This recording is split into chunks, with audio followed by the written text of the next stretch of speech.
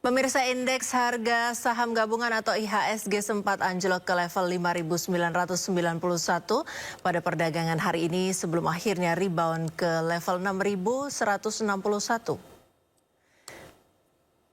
Berdasarkan data RTI Infocom, IHSG mulanya dibuka di level 6.242. Indeks bahkan sempat mencapai level 6.269 sejauh perdagangan hari ini. IHSG sempat anjlok sebelum pukul 11 waktu Indonesia Barat atau jelang diumumkannya susunan pengurus Danantara. Indeks terpantau merosot 4,45% ke 5.967 yang merupakan titik terendah sejauh ini.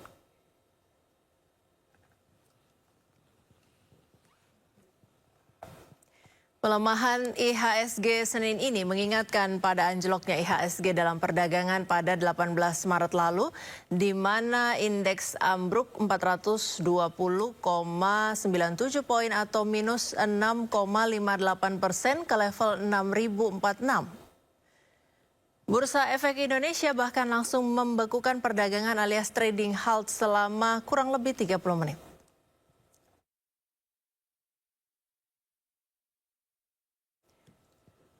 Apa penyebab IHSG anjlok lagi hari ini? Langsung saja kita bergabung dengan pengamat pasar saham Yanuar Rizky. Selamat sore Pak Yanuar. Selamat sore Mbak. Ya Mbak. Ya. Sebelumnya kami juga telah menghubungi Bursa Efek Indonesia namun masih belum dapat bergabung hingga sore hari ini. Ya Pak Yanuar, apa sebenarnya penyebab runtuhnya IHSG hari ini? Sebelumnya sudah pernah beberapa hari yang lalu, hari ini anjlok lagi. Oke. Pertama hari ini, tadi di pagi hari ya, kira-kira tadi kan jam 11 ya kita turun ya. Itu bersamaan 2 jam, ya kita kira sejam sebelumnya, itu ada Gubernur Bank Sentral Jepang atau Bank of Japan memberikan testimoni di Parlemen Jepang gitu ya. Nah testimoninya itu mengatakan sebetulnya yang sudah diprediksi oleh pasar juga secara global, bahwa Jepang akan keluar dari kebijakan moneter klasiknya gitu ya. Jadi Jepang ini kan sebetulnya kebijakan moneternya suku bunga rendah gitu ya, dia membiarkan dana keluar dari Jepang gitu ya, di negara mereka rendah. Nah Jepang ini kan memang sudah sinyalnya sudah ke arah mengembalikan suku bunga sudah dari sejak kuartal 3 di 2024. Nah pasar memperkirakan bahwa Jepang akan melakukan kebijakan kembali ke angka sebelum krisis moneter 2098 itu di bulan Juli. Nah, pagi ini Gubernur Bank Sentral Jepang itu memberikan testimoni bahwa dia memberikan konfirmasi bahwa Jepang akan segera melakukan pengembalian interest rate ataupun suku bunga Bank Sentral Jepang ke arah yang sudah tidak lagi di bawah.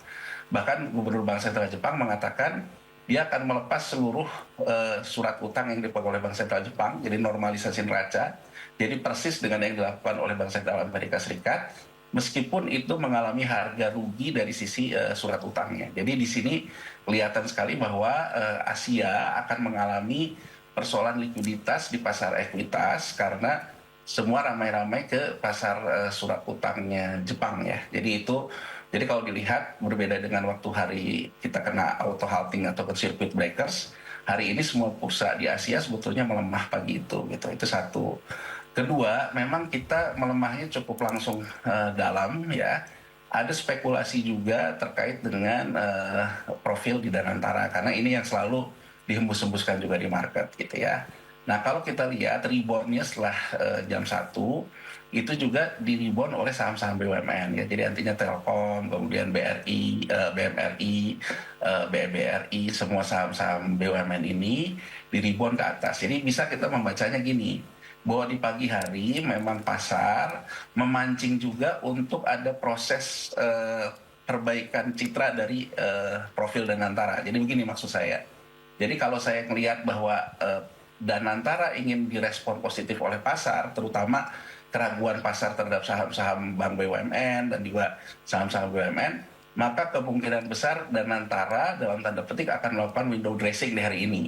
Jadi pasar juga kelihatannya memancing posisi itu. Jadi posisi itu yang menambah indeks sampai ke 4%. Jadi kombinasi antara faktor BOJ, faktor memancing dilakukannya window dressing oleh BUMN terkait dengan profil Danantara, dan kelihatannya yang mancing berhasil ya, dalam artian bahwa kemudian kan ya kepancing dalam artian di recovery ya untuk memberikan gambaran terhadap profil di Danantara gitu.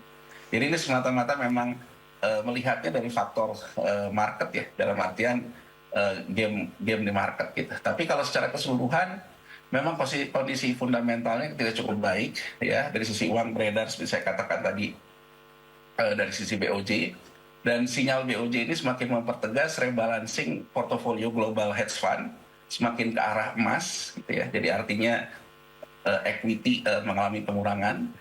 Di sisi lain kita juga mengalami downgrade karena persoalan on curve fundamental kita tidak cukup baik gitu ya, fiskal kita tidak cukup baik gitu ya. Kemudian juga Danantara juga sebetulnya tidak bisa memberikan optimisme kepada pasar ya. Jadi artinya persoalan-persoalan di Danantara juga besar. Jadi kita memulai segala sesuatu di Danantara ini di saat ketidakpastian juga besar gitu. Itu yang mungkin akan terus mengakibatkan indeks ini terkoreksi sampai akhir Maret.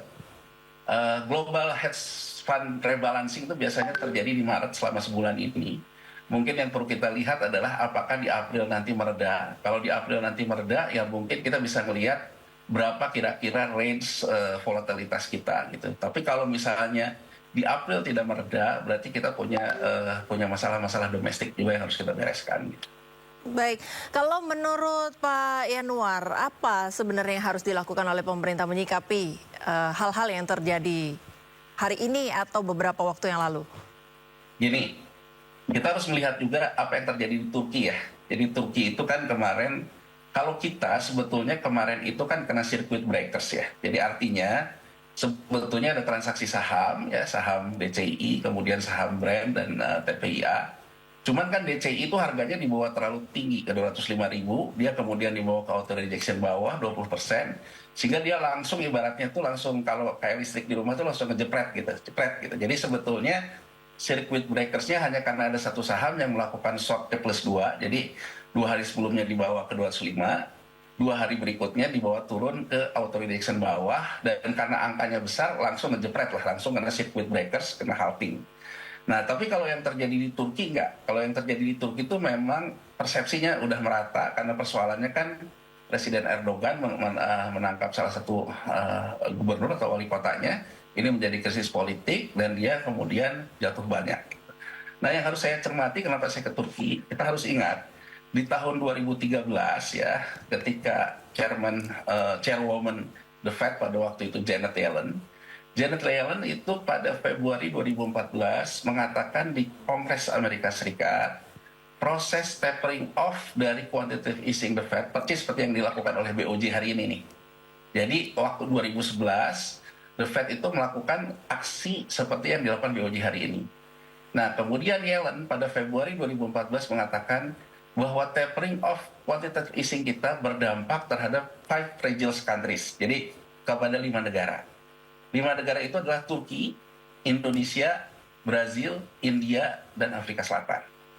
Jadi kita perlu waspada di sini karena Turki sekarang udah kena karena ada isu terkait dengan sosial politiknya. Nah, kita harus hati-hati, artinya kita harus memanage isu kita. Kalau isu kita kebanyakan terkait dengan sosial politik, konflik, kemudian ketidakpercayaan terhadap pemerintah, ketidakmampuan kita mengatasi persoalan fiskal dan sebagainya, menurut saya kita lagi dalam permainan di pinggir jurang. Jadi artinya kita itu sebetulnya di bulan baik ini gitu ya, Tuhan yang Maha Kuasa itu juga baik juga. Kita tuh sebetulnya karena circuit breaker tuh hanya ada kepleset aja. Ada orang goreng saham kebanyakan, harganya ketinggian, kepleset aja. Tapi kalau di Turki itu memang sudah ada isunya.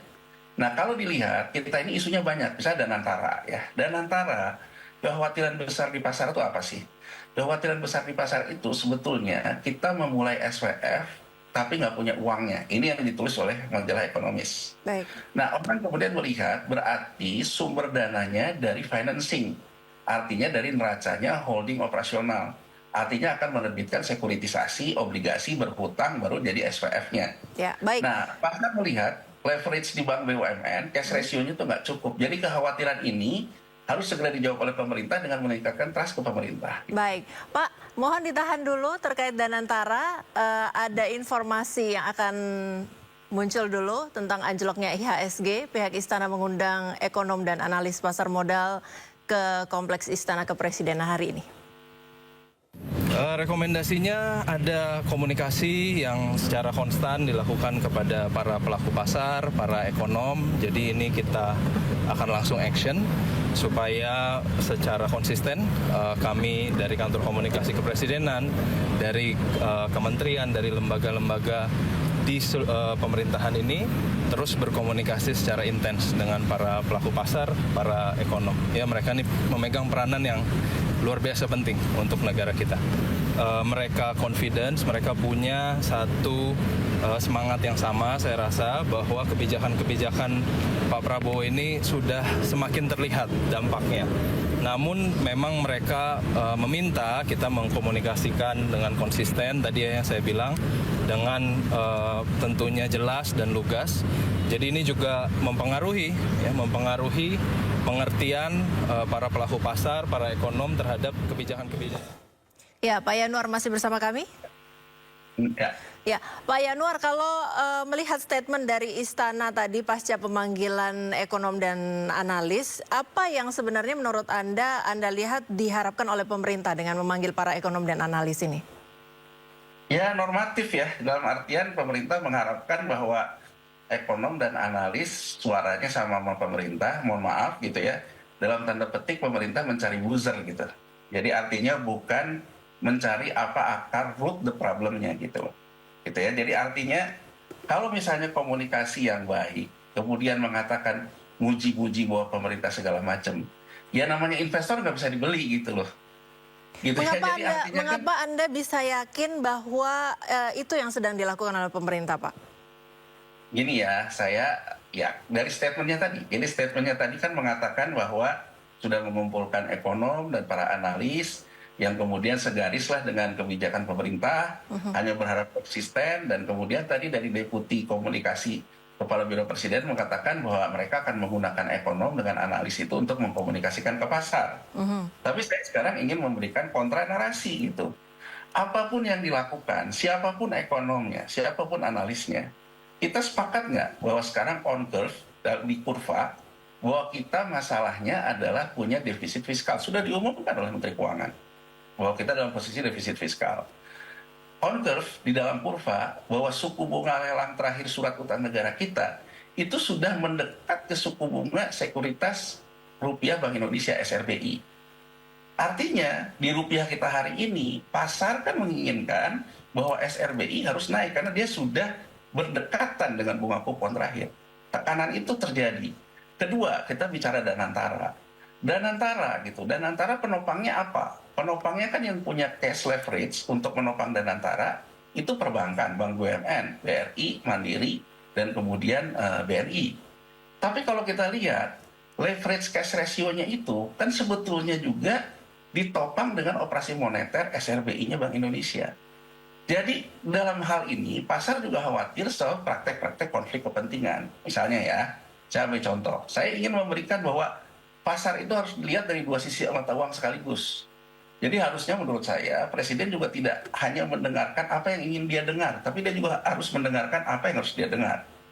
Misalnya ya sekarang Ray Dalio dengan Chapman yang ditetapkan sebagai penasehat di Danantara. Dalio maupun Chapman adalah penyelenggara hedge fund. Nah kalau dia penyelenggara hedge fund, apakah posisinya dia di hedge fundnya dia itu bisa dipastikan tidak dalam posisi hedging terhadap kondisi Indonesia? Ini kan pertanyaan yang harus dijawab. Kalau saya mencoba lihat misalnya dari hedge fund yang dikelola oleh Dalio, Bridgewater itu melakukan hedge fund terhadap US Dollar Index dengan menggunakan ETF ataupun Exchange Trading Fund yang dikeluarkan oleh Goldman Sachs yang namanya SPY. Berarti kan Bridgewater meng-hedge fund US dollar, sementara kita sendiri sekarang lagi punya masalah terhadap nilai tukar rupiah kita. Ini pertanyaan saya gitu yang harusnya juga dijawab oleh negara ini, bukan hanya persoalan asal Bapak senang, asal segala macam senang gitu. Jadi artinya saya hanya ingin mengatakan gini Mbak, bahwa kita punya pengalaman ketika krisis 98, ketika semua rating agensi dulu mengatakan tidak ada masalah dengan ekonomi Indonesia. Mendadak ketika isunya kemudian merembet, isu-isu lama dikeluarkan lagi soal tata kelola. Jadi kalau menurut saya, kita harus kembali, jangan terjebak di lubang yang sama 2 kali. Jadi menurut saya, pemerintah harus meningkatkan trust-nya. Trust pertama itu adalah dengan masyarakatnya. Pemerintah juga harus memastikan terjadinya transaksi antar kelas atas, kelas menengah, kelas bawahnya. Pasar melihat daya beli kita lemah, transaksi antar kelasnya juga lemah. Di mana melihatnya? Transaksi antar kelasnya, kelas atasnya sekarang lebih cenderung memegang US dollar. Ini dilihat dari data deposito di perbankan kita. Baik. Kelas menengahnya mulai ngambil tabungan. Kelas di bawahnya mulai mengalami masalah di pinjol dan kartu kredit. Ya.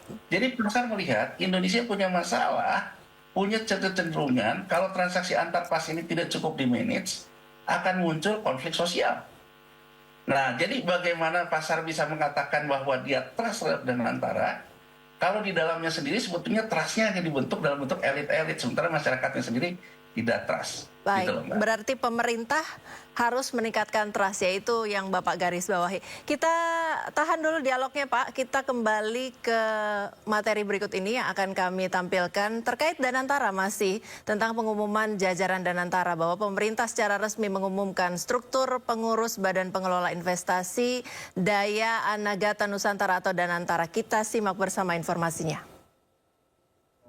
Berpengalaman dan di dalam nama-nama yang masuk ke pengurusan Danantara diantaranya Dewan Pengawas diisi oleh Ray Dalio dan mantan Wakil Presiden Helman Sitohang, Jeffrey Sachs, F. Chapman Taylor, Taksin Shinawatra sebagai Dewan Penasehat. Kemudian Robertus Bility sebagai Managing Director Legal, Liang Sengwi Managing Director Risk and Sustainability, Arif Budiman sebagai Managing Director Finance, dan lainnya.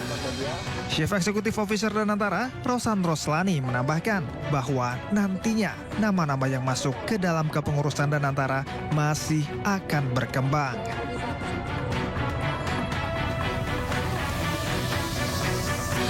Dan tentunya ini diperlukan orang-orang yang tidak hanya mempunyai kapabilitas, tetapi juga mempunyai integritas. Itu yang paling penting buat kami. Dan tentunya kita pun sudah menyampaikan bahwa kita akan selalu transparan. Karena salah satu arahan dari Bapak Presiden adalah ini harus dilaksanakan dengan tata kelola atau good governance, dengan transparansi, akuntabilitas, integritas, dan juga tentunya dengan track record yang baik dan benar. Nama-nama ini akan terus berkembang dan kami janjikan bahwa kita akan mengupdate juga untuk nama-nama baru yang akan masuk ke join ke Danantara. Kami meyakini karena ini sudah melalui suatu proses yang panjang, suatu proses saya ingat Danantara ini di-launching tanggal 24, hari ini tanggal 24, tepat sebulan untuk membentuk tim ternyata yang berdasarkan meritokrasi, yang berdasarkan nama-nama yang baik itu membutuhkan waktu. Ya, harapannya dengan ada nama-nama ini memberikan lebih confidence, keyakinan bahwa ini adalah nama-nama yang terbaik. Dan yang ingin saya sampaikan dari nama-nama. Ya, Pak Yanuar, apa tanggapan Anda dari informasi yang baru saja kami sajikan tadi?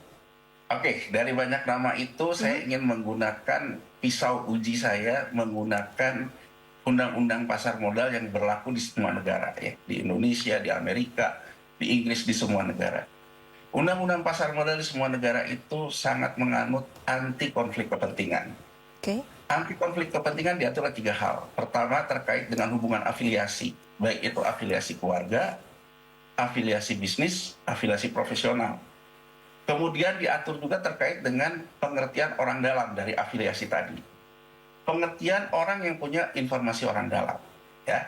Jadi orang-orang yang dalam struktur Danantara ini hari ini itu sudah menjadi orang dalam terhadap Danantara, termasuk BUMN semua yang ada di bawahnya. Pertanyaan saya, ya, Ray Dalio, ya, kemudian Chapman, ya, itu adalah pengelola Global Hedge Fund. Bahwa dia sekarang menjadi orang yang memiliki informasi orang dalam terkait seluruh BUMN kita. Terkait aksi korporasi yang nanti akan dilakukan oleh Danantara, dia pun orang dalam. Di Amerika Serikat, deklarasi tentang konflik kepentingan orang dalam dan informasi orang dalam ini penting. Pertanyaan saya berikutnya, apakah kita sekarang OJK itu bisa menjadi otoritas sekuat US SEC?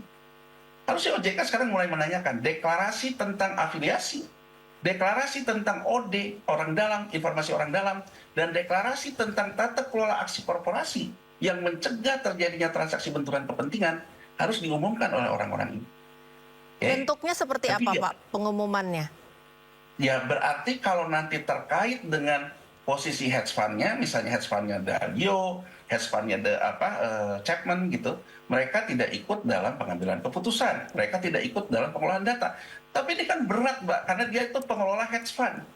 Di belakangnya pun ada nasabahnya. Bagaimana kita bisa meyakini bahwa Dalio dan kemudian Chapman, ya kalau dibilangin, wah masa sih sekelas Dalio sama Chapman kayak gitu, kita nggak bisa percaya kepada orang. Ini soal permainan. Jadi artinya bahwa bagaimana kita bisa percaya bahwa dia tidak menggunakan informasinya itu menjadi informasi orang dalam, memberitahu ke nasabahnya, Indonesia akan begini, Indonesia akan begitu, posisinya begini, posisinya begitu. Jadi kalau dulu kita mengecam George Soros, karena George Soros sebagai hedge fund melakukan analisa dari luar, seperti juga dikritik oleh Mahathir Muhammad, hari ini orang yang juga punya profesi yang sama-sama hedge fund. Dia mengelola informasi dari dalam, bukan dari luar lagi. Tapi tadi CEO Danantara bilang, Pak, kalau arahan dari Bapak Presiden yang sedang dilakukan adalah memilih orang-orang yang punya kapabilitas dan juga integritas, kemudian berjanji bahwa pengelolaan Danantara ini akan dikelola dengan transparan. Apakah bukan ini merupakan janji pemerintah bahwa ini merupakan upaya peningkatan trust, seperti yang Bapak tadi sudah singgung? Gini, Presiden Prabowo dengan mengatakan demikian, dan juga Rosan sebagai CEO Danantara, artinya my word is my bond. Kata-kata saya jaminannya. Tapi di Amerika Serikat yang menjamin bahwa pasar itu punya integritas, hukum, bukan ucapan orang. Jadi hukum itu apa? Yang namanya US SEC atau kalau di kita OJK, dia memastikan bahwa setiap ucapan orang itu memang terbukti bahwa dia melakukan apa yang dia ucapkan. Artinya menurut saya protokol-protokol anti konflik kepentingan, protokol-protokol deklarasi harus dilakukan. Ya, itu baru satu. Kedua, alat uji berikutnya apa? Di situ ada namanya Bono Aji, ya.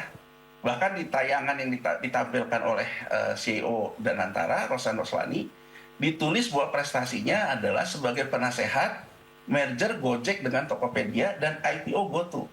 Saya ingin harap dicatat aja bahwa ketika Gojek dan Tokopedia merger sehingga ada aksi korporasi yang kemudian Telkom masuk lewat Telkomsel dengan harga tinggi, Bono Aji harap dicatat, dia pun komisaris Telkom. Jadi menurut saya dari 3 ukuran ini, saya mengatakan OJK mana nih fungsinya. Karena begini Mbak, saya ingin mengatakan gini Mbak. Hari ini dengan Undang-Undang Danantara melepaskan penyelenggara negara di Danantara, berarti yang terjadi adalah privatisasi seluruh BUMN. BUMN kita sudah tidak punya BUMN, privatisasi langsung. Nah, kalau kembali Pak, kita kaitkan dengan IHSG tadi. Nah, adakah hubungannya antara pengumuman nama-nama ini, kemudian janji yang disampaikan oleh CEO-nya dengan Danantaranya sendiri dan juga IHSG? Karena klaim dari CEO tadi sempat saya baca bahwa CEO menyampaikan bahwa ini justru karena nama-nama tertentu yang sudah disebutkan menguatkan IHSG. Betulkah? Iya, gini ya, kalau saya lihat kan gitu ya, ini bener nih nggak melakukan window dressing nih. Dalam artian setelah diumumkan nggak nyuruh siapa kek, BUMN kek, atau sekuritas mana kek, beli semua saham-saham BUMN. Memangnya kan mungkin, Pak? Di pagi harinya meluncur ke bawah, tahu-tahu setelah diumumkan naik ke atas gitu. Mungkin itu terjadi, Pak. Oh, sangat mungkin. Di antara gini loh, Mbak, saya sekarang gini ya, ini saya ngomong trading, saya tidak punya posisi trading, Mbak, tapi saya pernah bekerja memeriksa transaksi-transaksi begini. Itu pekerjaan saya. Jadi yang bisa terjadi, saya ngelihat bahwa nanti jam 12 akan ada aksi korporasi. Saya menduga setelah aksi korporasi, yang punya aksi korporasi ingin menunjukkan bahwa aksi korporasinya didukung pasar. Saya geber ke bawah, jual semua saham BUMN ke bawah, karena saya tahu nanti pasti akan ada yang intervensi. Dan terbukti kan ada yang intervensi. Saya berspekulasi gitu aja hari ini saya udah cuan, Mbak. Udah day trading laba gitu loh. Jadi menurut saya omongan dari Rosan kita lihat aja dalam beberapa hari ke depan, dalam termin beberapa lama, benar nggak? Kalau benar, berarti kan penguatannya itu sustain. Termasuk ketika nanti Danantara mulai bekerja segala macam sustain. Jadi dapat nggak investor? Dapat yang mau nge-hedging. Artinya pembuktiannya butuh waktu ya Pak ya, bukan hanya ditunjukkan di hari ini kalau memang klaimnya seperti itu. Kalau klaimnya seperti itu hari ini kan, apalagi kalau misalnya OJK periksa siapa yang menurunkan harga saham-saham BUMN yang mengakibatkan sampai ke 4% di jam 11. Dilihat dong, jangan-jangan orang yang sama dengan yang naikin di jam 1. Nah kan kalau gitu kan memenuhi pasal 9192 gitu. Baik. Jadi maksud saya kalau kita ingin melihat seperti itu, ya kita lihat aja gitu dalam beberapa hari ke depan apakah Danantara ini berhasil memasukkan persepsi long dari investor. Kalau persepsi long dari investor, berarti kan orang mengambilnya long, bukan volatility. Gitu. Baik Pak, bicara soal saham ini ada hal unik yang disampaikan oleh Presiden Prabowo. Kita simak informasinya. Saham boleh naik turun, pangan aman, negara aman. Sudah.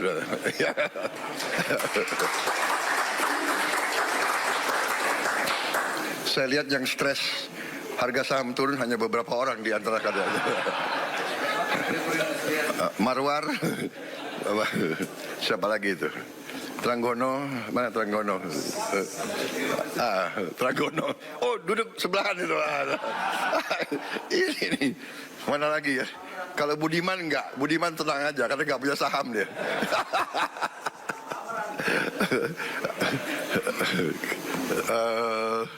Siapa lagi ya?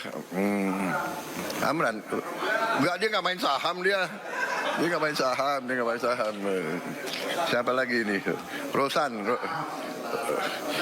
udah botak jadi nggak apa-apa. Ya Pak Yanuar, kalau begitu bagaimana prospek IHSG ke depan? Menurut catatan Anda yang panjang tadi, kemudian prediksi Anda.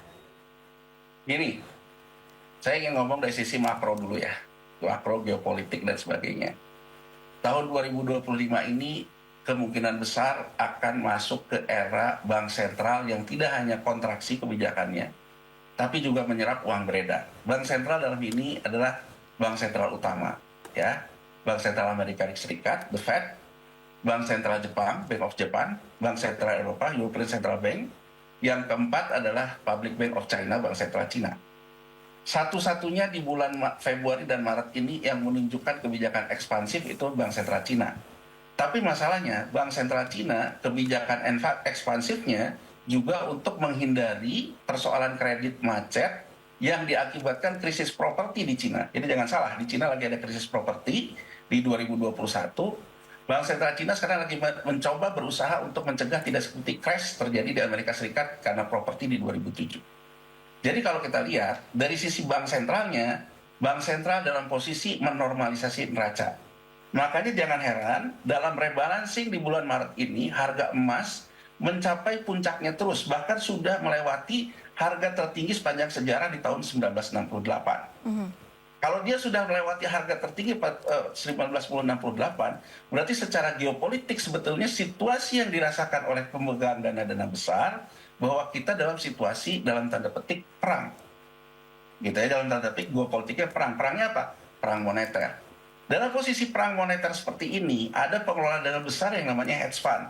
Jelas dia melakukan hedging. Gitu ya, hedging terhadap apa yang akan terjadi di negara-negara besar ini.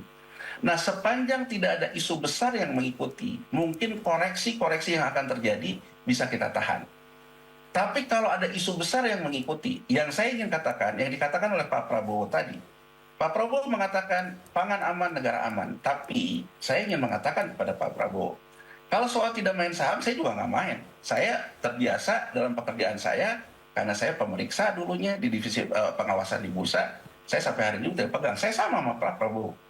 Tapi kalau kita benar-benar ingin menjaga bangsa ini, tidak jadi mainan asing, harusnya Pak Prabowo langkah hukum yang ditempuh, bukan bercanda. Jadi harusnya Pak Prabowo menekankan kepada OJK itu kemarin siapa yang mengakibatkan ada halting di hari Selasa. Tegakkan hukum. Baik. Dengan OJK sekarang tidak ada berkata-kata, apa yang dideteksi pasar terhadap pasar kita sangat politik. Kenapa? Karena yang datang DPR. Kemudian Ketua Komisi 11 menjelaskan soal nasionalisme segala soal macam. Padahal yang perlu kita lihat, dampak dari volatilitas saham yang terlalu dalam akan ke volatilitas rupiah. Kalau volatilitas rupiahnya tinggi, kita akan punya masalah terkait dengan impor energi dan impor pangan. Jadi menurut saya, sebelum segalanya terlambat, Pak Presiden Prabowo, kita harus ahead the curve, menyelesaikan semua persoalan isu ini dengan jalan hukum. Baik, terima kasih Pak Yanuar Rizky, pengamat pasar saham sudah bergabung bersama kami di Dialog Sindo sore-sore hari ini. Dan salam sehat selalu, selamat beraktivitas Bapak. Ya, sama-sama Pak.